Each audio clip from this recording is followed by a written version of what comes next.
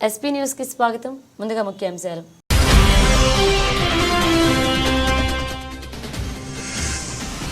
Trump హెచ్చరికల పర్వం. Panama కాలువను స్వాధీనం చేసుకుంటామన్న అగ్రరాజ్య అధ్యక్షుడు.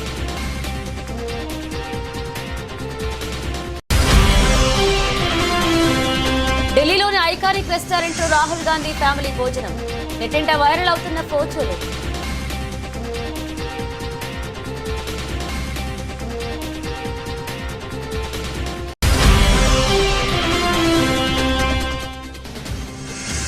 సంధ్యా థియేటర్ ఘటనపై కేసులో బిగ్ ఫీస్ట్. దర్యాప్తు ముమ్మరం చేసిన అధికారులు.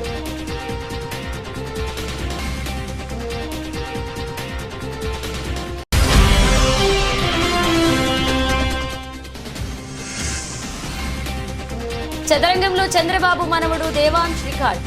హర్షం వ్యక్తం చేసిన నారా కుటుంబం.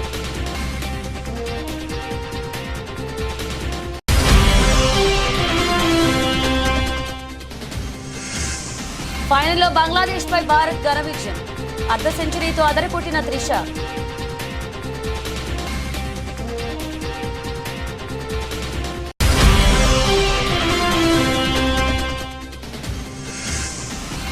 నేను వెళ్లి శ్రీతేజ్ను పరామర్శించా. సినీ ఇండస్ట్రీ నుంచి ఎవరూ వెళ్లలేదు అన్నందుకు ఇప్పుడు చెప్తున్నానన్న జగపతి బాబు.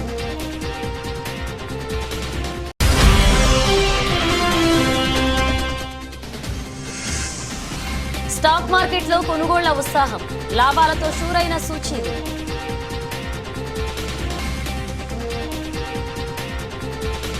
America president elect Donald Trump హెచ్చరికల పర్వంలో ఈసారి పనామా కాలువ వంతు వచ్చింది. పనామా కాలువను ఉపయోగించుకునే అమెరికన్ నౌకలకు మితిమీరిన ఛార్జీలను వసూలు చేస్తున్నారని ట్రంప్ ట్రూత్ సోషల్లో ఆగ్రహాన్ని వ్యక్తం చేస్తూ ఓ పోస్ట్ చేశారు. అమెరికన్ నావికాదళం వాణిజ్యాలను అత్యంత అన్యాయంగా చూస్తున్నారని మండిపడ్డారు.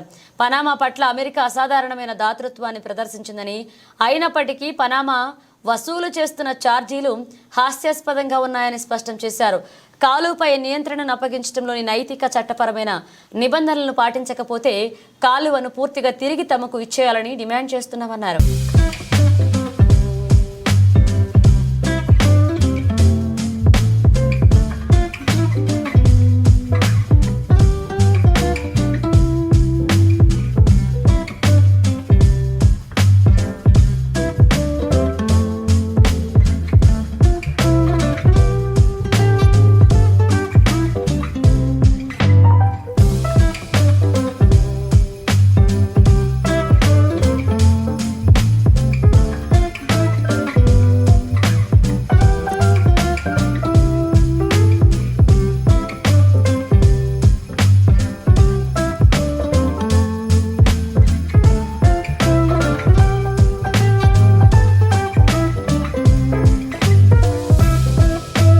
లోక్సభ ఎన్నికల నుంచి ఇటీవలే జరిగిన మహారాష్ట్ర ఎన్నికల వరకు, ఆ తర్వాత పార్లమెంట్ సమావేశాల్లో ఎంతో బిజీగా కనపడ్డారు కాంగ్రెస్ నేతలు రాహుల్ గాంధీ, ప్రియాంక గాంధీ.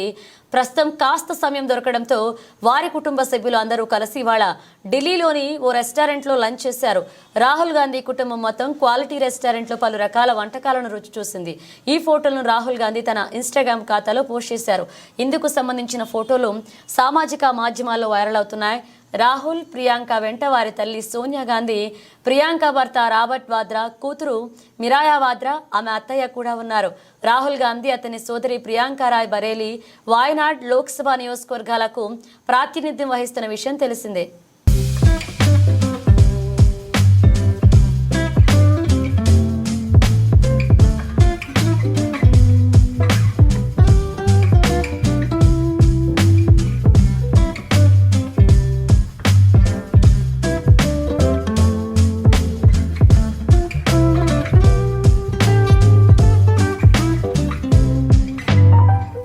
సంధ్యా థియేటర్ ఘటనపై కేసులో పోలీసులు దర్యాప్తునకు ముమ్మరం చేశారు. ఇప్పటికే ఈ కేసులో సినీ నటుడు అల్లు అర్జున్ కు మధ్యంతర బెయిల్ను హైకోర్టు మంజూరు చేసిన విషయం తెలిసిందే. అయితే అల్లు అర్జున్ మీడియా సమావేశం ఏర్పాటు చేసి సంధ్యా థియేటర్ ఘటనలో తన తప్పు ఏమీ లేదని చెప్పాడు. దీంతో అల్లు అర్జున్ మీడియా సమావేశం పెట్టడాన్ని పోలీసులు తీవ్రంగా పరిగణిస్తున్నారు. బెయిల్ నిబంధనలు ఉల్లంఘించారని పేర్కొంటున్నారు. ఈ క్రమంలో ఆయన బెయిల్ రద్దుపై పోలీసులు అపీల్ పిటిషన్ దాఖలు చేయనున్నట్లుగా తెలిసింది. ఇవాళ హైకోర్టులో పిటిషన్ దాఖలు చేసే అవకాశం ఉంది. ఘటన జరిగిన రోజు అల్లు అర్జున్ తీరుపైన కాకీలు అసంతృప్తితో ఉన్నారు. రేవతి మృతి తెలిసి కూడా తెలియదని అల్లు అర్జున్ చెప్పడం ఆయన విచక్షణకే వదిలేయాలని ఆదివారం నిర్వహించిన మీడియా సమావేశంలో నగర సిపి సివి ఆనంద్ అన్నారు.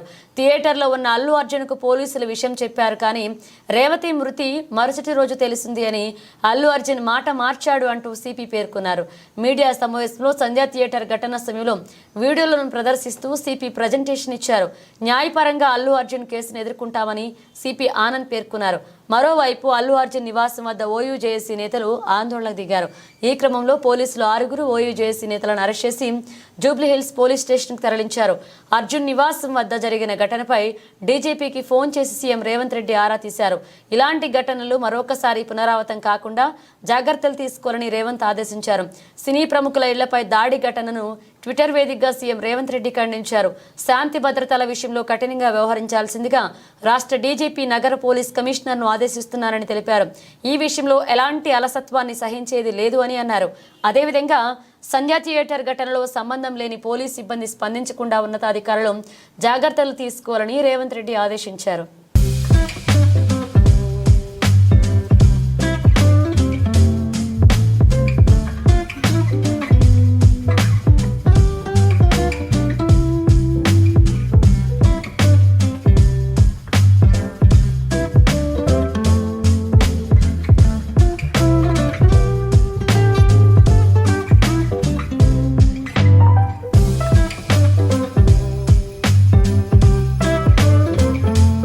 ముఖ్యమంత్రి నారా చంద్రబాబు నాయుడు మనవడు నారా దేవాంశ్ చదరంగంలో వేగంగా పావులు కదపడంలో రికార్డు సృష్టించాడు.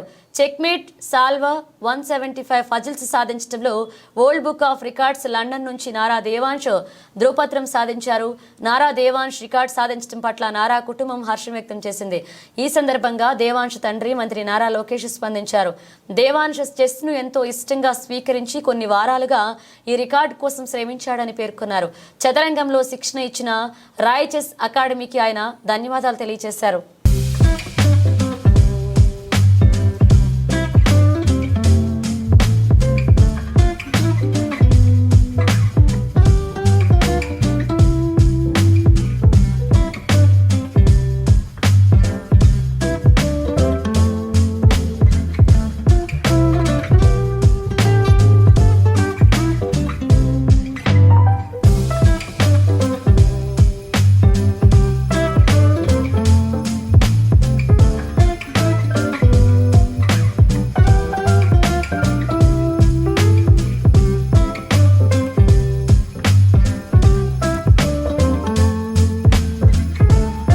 తొక్కిసలాట ఘటనలో మహిళను రక్షించలేకపోయానని సీఐ రాజు నాయక్ ఎమోషనల్ అయ్యారు.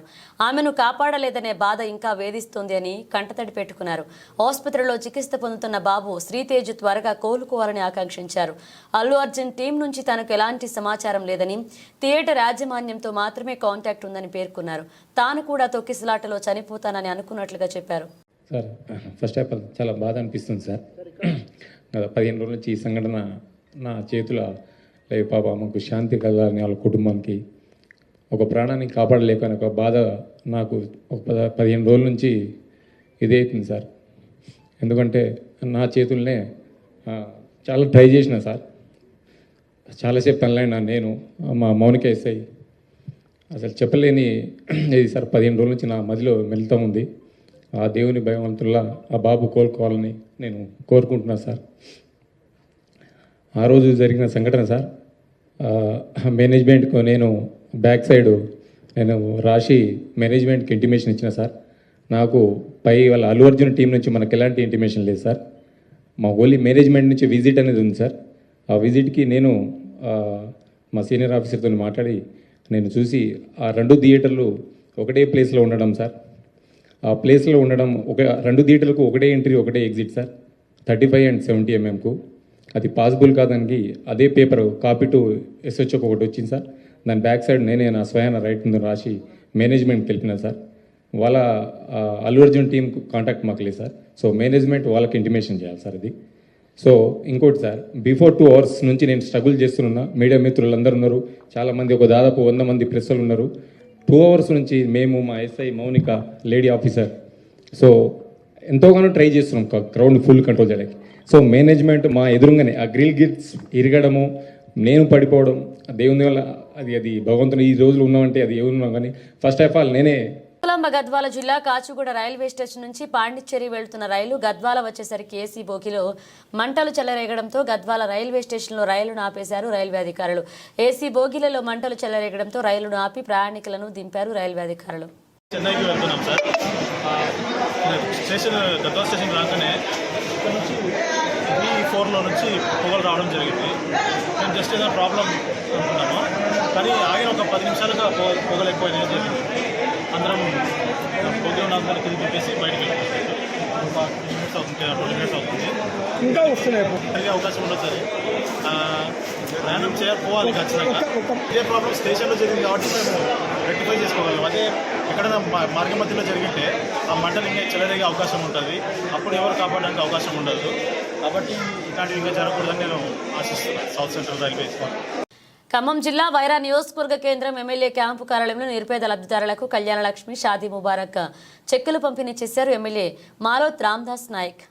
ఇందిరమ్మ రాజ్యం, కాంగ్రెస్ పార్టీ ప్రభుత్వం, మీ అందరి ఆశీస్సులతోని, మీరందరి శక్తితోని ఈ రాష్ట్రంలో రేవంత్ రెడ్డి గారి నాయకత్వాన ముఖ్యమంత్రిగా, మరి రాష్ట్ర ఉప ముఖ్యమంత్రి భట్టి విక్రమార్క గారు, మంత్రి గారు అన్న శ్రీనివాస్ రెడ్డి గారు, మంత్రి గారు తుమ్మల నాగేశ్వరరావు గారు, మన ఎంపీలు రఘురామ్ రెడ్డి గారు, రేణుకా చౌదరి గారు, మరి వీరందరి జిల్లా పక్షాన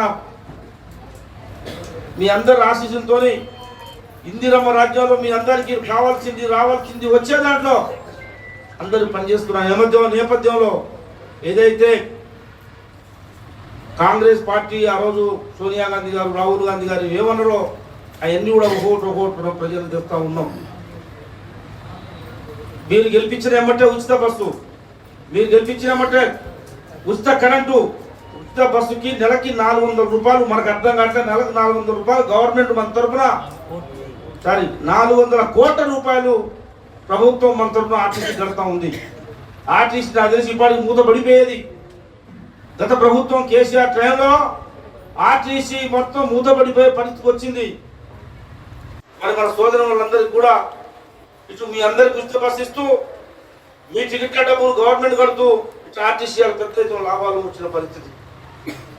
ఉచిత కరెంటుకు 400 కోట్లు నెలకి.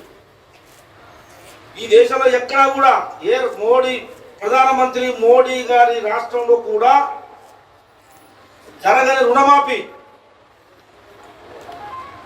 1,00,000 రూపాయలు ఇస్తానని చెప్పేసి కేసీఆర్ గారు 10 సంవత్సరాల్లో 4 సార్లు 4.25 ఇస్తే మన వడ్డీ కూడా పనిచేయాలి. మన నిన్న మన అసెంబ్లీ అదే కూడా ఆయన గారు ఒకేసారి 1,00,000 రూపాయలు ఇచ్చుంటే రాజశేఖర్ గారు ఇచ్చినట్టుగా బ్యాంకులలో మన ఖాతాలో ఒక లెక్కలోకి వచ్చాయి, ఒక పద్ధతిలోకి వచ్చాయి, ఒక సిస్టంలోకి వచ్చాయి. కానీ సంవత్సరానికి 4 దఫాలు ఇచ్చరికి ఆయన గారు ఇచ్చిన డబ్బులు వడ్డీ సరిపోక, ఈ 10 సంవత్సరాల్లో వడ్డీ సరిపోక ప్రభుత్వం కడతది కదా అని చెప్పేసి కేసీఆర్ అని నమ్మకం ఉంటే ఆ డబ్బులు ఇలా తడిసిపోయి అసలు వడ్డీ మొత్తం కలిపి 2 లక్షలు, 3 లక్షలు, 4 లక్షలు అయిన పరిస్థితికి మనం అప్పుల పాలైనాం. ఇవన్నీ గ్రహించి 2 లక్షలు ఇస్తామని చెప్పిన మాట వాస్తవం. 2 లక్షలు ఇస్తామని చెప్పిన మాట ప్రకారం, రాహుల్ గాంధీ గారు ఇచ్చిన మాట ప్రకారం, రేవంత్ రెడ్డి గారి నాయకత్వంలో మీ అందరికీ 2 లక్షల రూపాయలు రుణమాఫీ అందరికీ 70% వారికి పడ్డది అని చెప్పేసి మీ అందరికీ మనం చెప్తా ఉన్నాం. కొంతమంది పడకపోవచ్చు. దాని తర్వాత అనివార్య కారణాల వల్ల రేషన్ కార్డు లేక, అకౌంట్ తప్పు పోయి, ఆధార్ కార్డులో పొరపాటు పడి కొంతమంది రాకపోతే మన నవంబర్ 30 తారీఖు కూడా చివరికి అటువంటి ఖాతాలకు కూడా 2,700 కోట్ల రూపాయలని మహబూబ్ నగర్ నుంచి మన వైరా నియోజకవర్గం నుంచే 2 లక్షల వరకు మొత్తానికి వేసేసారు. హన్మకొండ జిల్లా సాయంపేట మండల కేంద్రంలో రాజ్యాంగ నిర్మాత డాక్టర్ బాబాసాహెబ్ అంబేద్కర్ పై కేంద్ర హోంమంత్రి అమిత్ షా పార్లమెంట్లో చేసిన వ్యాఖ్యలను భూపాలపల్లి ఎమ్మెల్యే గంట్రా సత్యనారాయణరావు ఖండించారు.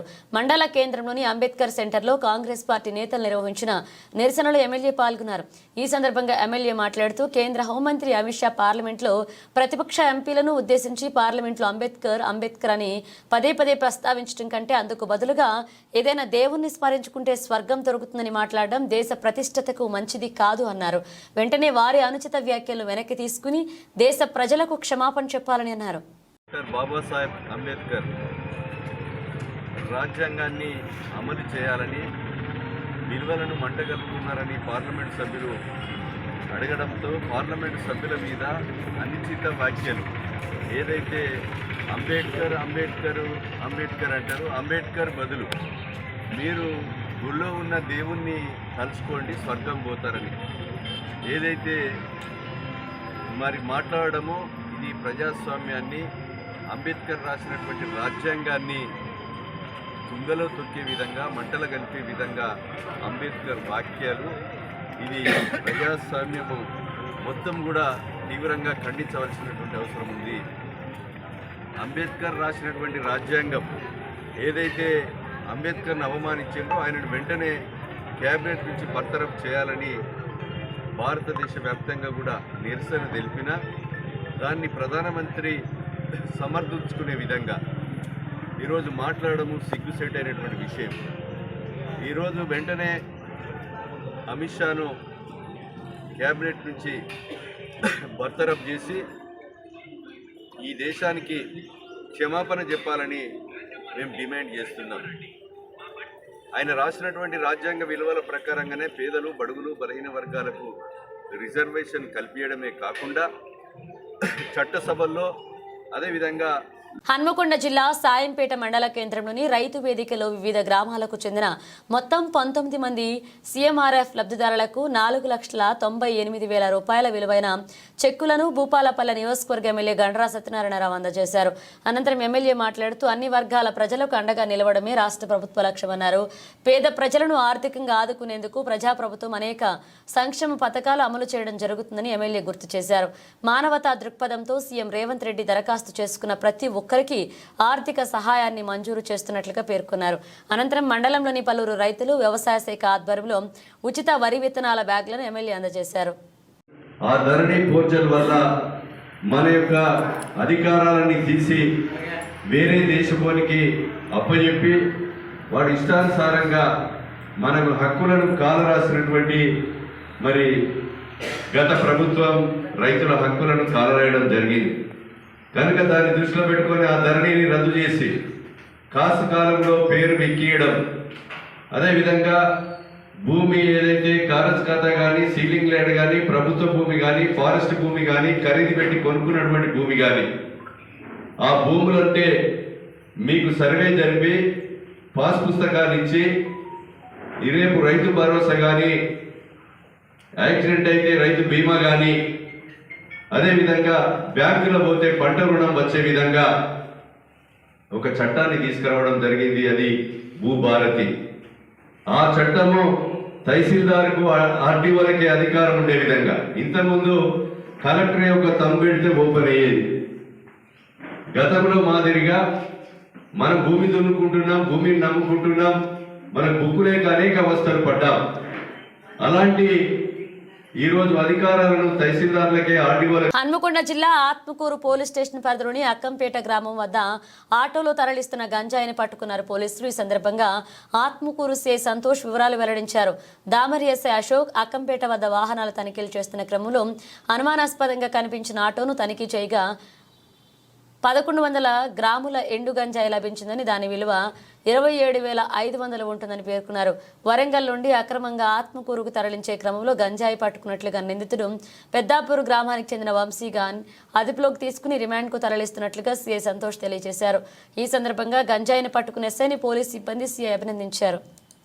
ఎస్ఐ గారు మరియు మా సిబ్బంది అక్కంపేట గ్రామము తమ్మక్క సారక్క ఆర్చ్ వద్ద వరంగల్ నుంచి పెద్దాపురం వచ్చే గ్రామ వాహనాలను తనిఖీ చేస్తుండగా అందాజా 12 గంటల ప్రాంతంలో ఒక ఆటో పోలీస్ వారి చెకింగ్ని చూసి ఆటో తిప్పుకొని పారిపోవడానికి ప్రయత్నించగా వెంటనే దామెర ఎస్ఐ కె అశోక్ గారు మరియు మా సిబ్బంది ఆ ఆటోని పట్టుకొని అతన్ని విచారించి అక్కడ అందులో ఆటోలో ఉన్నదాన్ని చెక్ చేయగా ఆయన తడబడుతూ సమాధానం ఇవ్వగా ఏమున్నదిరా ఈ బ్యాగ్లో అంటే గంజాయి నేను వరంగల్ నుంచి తీసుకొచ్చి ఆత్మకూరు మండలంలో ఉన్నటువంటి తన మిత్రులకు అమ్ముతున్నానని అట్టి గంజాయి 1100 గ్రాములు 2700-500కు అనీఫ్ అని వరంగల్ గ్రామస్తుడైనటువంటి అతని వద్ద కొనుగోలు చేసి అధిక రేటుకు అమ్మాలని తీసుకొస్తే పోలీసు వారు పట్టుకున్నారనగా వెంటనే మేము ఎంపీడీఓ గారికి ఒక రిక్వెషన్ ఇచ్చి అదే పంచులను పిలిపించుకొని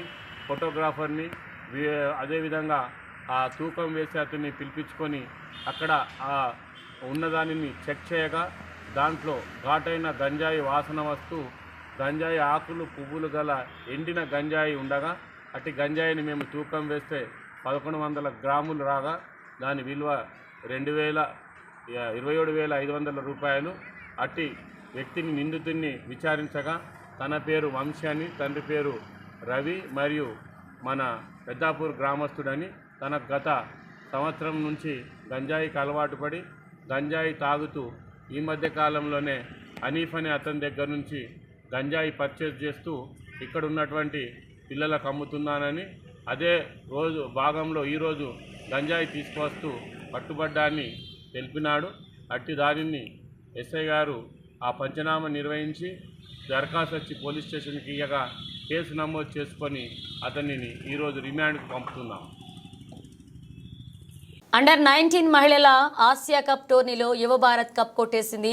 తొలిసారి ప్రవేశపెట్టిన టోర్నీలో టైటిల్ను ఒడిసి పట్టుకుంది. ఆదివారం జరిగిన ఫైనల్లో యువ భారత్ 41 పరుగుల తేడాతో బంగ్లాదేశ్పై అద్భుత విజయం సాధించింది. టాస్ గెలిచిన బంగ్లా భారత్ను బ్యాటింగ్కు ఆహ్వానించింది.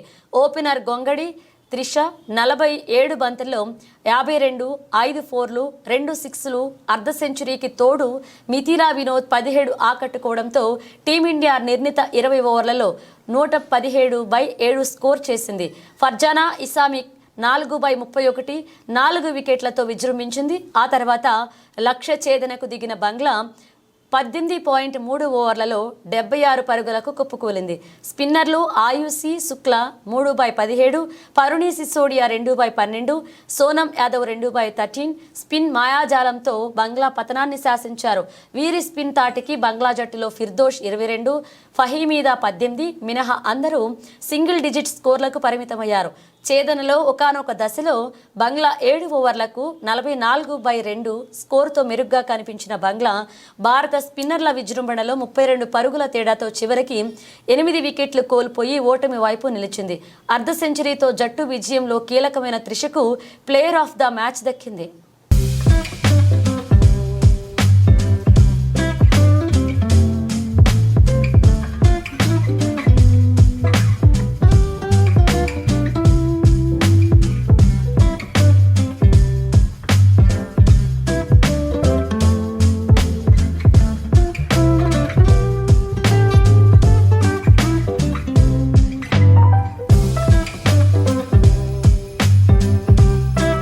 అల్లు అర్జున్ సంధ్యా థియేటర్ ఘటన రోజుకి మరింత చర్చగా మారుతున్న సంగతి తెలిసింది. అయితే నిన్న అసెంబ్లీలో రేవంత్ రెడ్డి మాట్లాడుతూ సినీ ప్రముఖులు అంతా అల్లు అర్జున్కి ఏమైంది, అతని ఇంటికి వెళ్లి పరామర్శించారు, అందులో ఒక్కరైనా ఆ కుటుంబాన్ని ఆ బాలుడిని పరామర్శించారా అంటూ ఫైర్ అయ్యారు. దీనికి సమాధానంగా నేడు జగపతి బాబు స్పందిస్తూ ఓ వీడియో రిలీజ్ చేస్తూ ట్వీట్ చేశారు. ఈ వీడియోలో జగపతి బాబు మాట్లాడుతూ నేను షూటింగ్ నుండి ఊరు నుంచి రాగానే హాస్పిటల్కి వెళ్ళాను. ఈ ఇన్సిడెంట్లో బాధపడ్డ ఆ కుటుంబాన్ని శ్రీతేజ్ను హాస్పిటల్కి వెళ్లి పరామర్శించాను. మానవత్వంతో వెళ్లాను. ఆ బాబు ఆరోగ్యం కుదుట పడుతుందని వాళ్లకు భరోసా ఇచ్చారన్నారు. ఇక రేవతి కుటుంబానికి భరోసాగా ఉంటామని ధైర్యం చెప్పారు. నేను వెళ్ళినట్లుగా పబ్లిసిటీ చేసుకోలేదు కాబట్టి ఎవరికీ తెలీదు. సినీ ఇండస్ట్రీ నుండి ఎవరూ వెళ్ళలేదు అన్నందుకు ఇప్పుడు చెప్పాల్సి వచ్చింది అన్నారు. దీంతో ఈ వీడియో వైరల్గా మారింది. అందరికీ నమస్కారం. ఒక క్లారిటీ కోసం ఈ ట్వీట్ పెడుతున్నాను.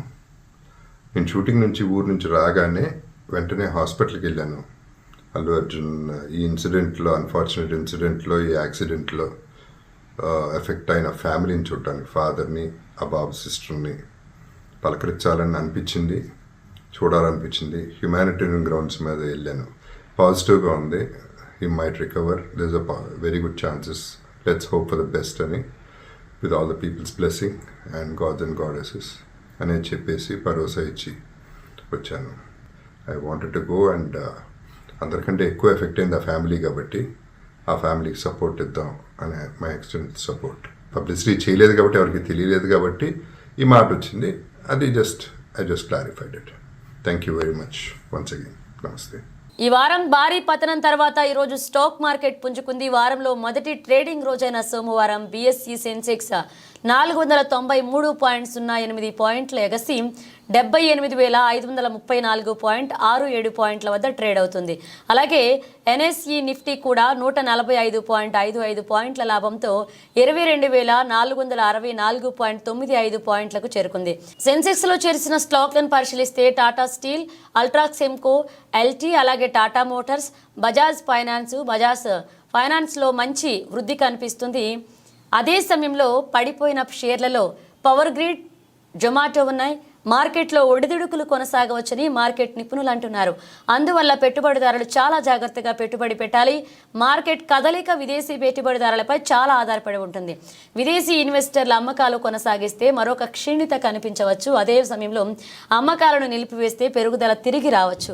గత వారం బీఎస్ఈ 30 షేర్ సెన్సెక్స్ 4,091.53 పాయింట్లు లేదా 4.98% పడిపోయింది. అయితే నేషనల్ స్టాక్ ఎక్స్చేంజ్ నిఫ్టీ 1,180.8 పాయింట్ల లేదా 4.76% పతనంలో ముగిసింది.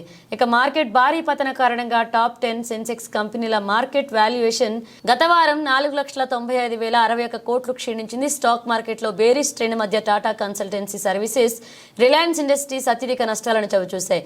గత వారం జూన్ 2022 తర్వాత భారతీయ స్టాక్ మార్కెట్లు ఇదే అతిపెద్ద వీక్లీ క్షీణత. US central bank federal reserve నుండి పాలసీ ప్రకటనతో వారం ప్రారంభమైంది. ఇది మార్కెట్ సెంటిమెంట్లో మార్పుకు దారితీసింది. ఫెడరల్ రిజర్వ్ 2025లో కేవలం 2 సార్లు వడ్డీ రేట్లను తగ్గించాలని సూచించింది. ఇది మార్కెట్ సెంటిమెంట్ను ప్రభావితం చేసింది.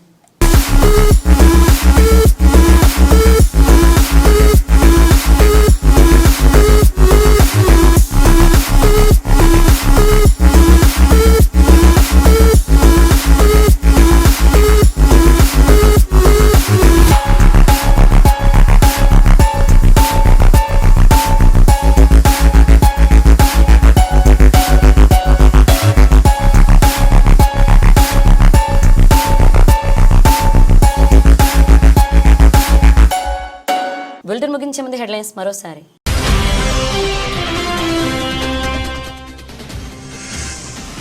ట్రంప్ హెచ్చరికల పర్వం.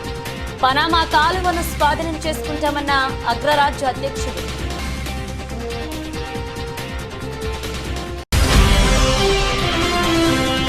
ఢిల్లీలోని ఐకానిక్ రెస్టారెంట్లో రాహుల్ గాంధీ ఫ్యామిలీ భోజనం. నెట్టింట వైరల్ అవుతున్న ఫోటోలు.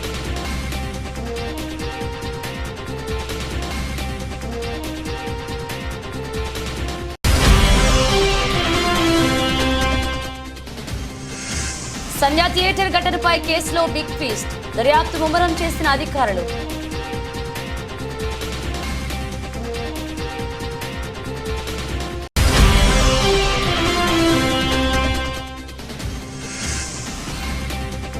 చదరంగంలో చంద్రబాబు మనవడు దేవాంశ్ రికార్డ్. హర్షం వ్యక్తం చేసిన నారా కుటుంబం.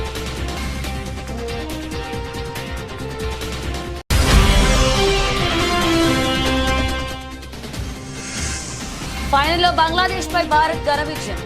అర్ధ సెంచరీతో అదరకొట్టిన త్రిష.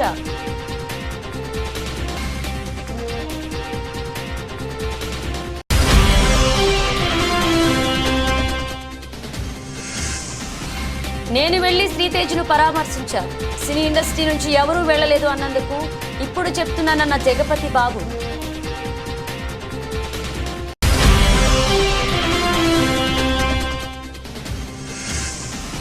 స్టాక్ మార్కెట్లో కొనుగోళ్ల ఉత్సాహం. లాభాలతో షూరైన సూచీలు.